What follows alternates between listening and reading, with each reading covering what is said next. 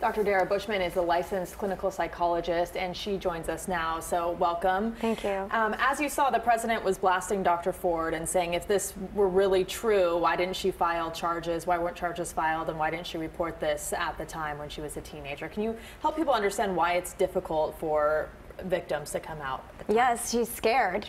They're scared of, if they were to report it, whether people will believe them, whether people will think they're telling the truth, scared that they will be ridiculed, scared that people will believe what they're saying, because so many women that I work with constantly go through this battle, fearful to speak their truth because they experience the trauma, and often the trauma that they experience by telling people is even greater than the assault, and they feel even more of a victim than what happened for them the day that they were assaulted. Does the fact that she was a minor when this alleged assault occur have anything to do with her not remembering details? Of course it can play a factor, and really what goes on during an incident like that can be repressed, it can be put down. Who would want to recall incidences that are so uncomfortable? So people process things in their brains all differently, and how everybody experiences a situation like this is different. It's bio-individuality. One person can go through a similar experience and have a completely different outcome, or have different symptoms or side effects of how it affects them moving forward into life.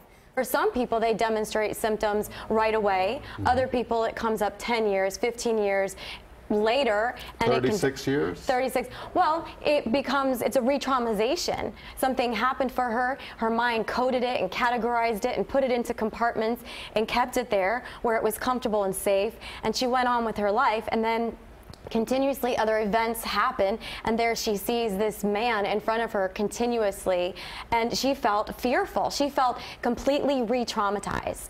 You know, I have a 5-year-old daughter, and I need her to know that if something happens to her, she can go and report it and tell people what has happened for her, and not be in fear that telling would be worse, or feel that people will think that she was wrong or created the situation to happen.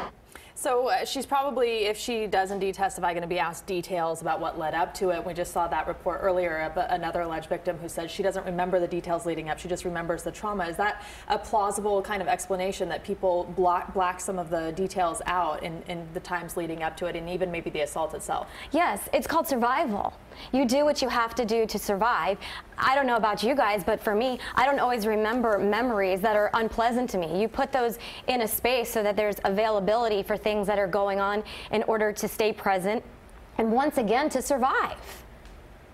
And for her appearing before the Senate Judiciary Committee with the eyes of the nation's got to be so difficult.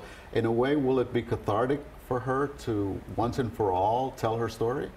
Well, again, everybody's experience is different, and the way that they go through it, you would hope for her it will be a sense of cathartic for her, but you know, the process itself may not be about that for her. It may be about speaking out and having a voice and making sure that that energy and what happened to her no longer happens for any other young woman, and opens a door that other women can come out and speak what their experiences are. The shame is that she has not felt free to discuss this. As a doctor and a well-educated woman and a mother, she has not had the space to be able to do so. And look what's happened. She's had threats upon her life, to her and her family.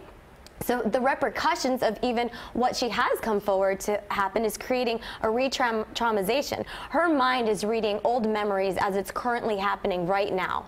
And what about people who are victims of sexual assault, who are seeing this whole process play out and seeing the scrutiny that she's coming under? What does that do to people who may be victims, who are thinking about coming out themselves and are watching this all play out? It gives them a voice. It lets them know that they're not alone. It lets them know that people can speak up and move forward. You know, the real shame in all of this is that the community and the society is still at a place that women cannot speak out about it.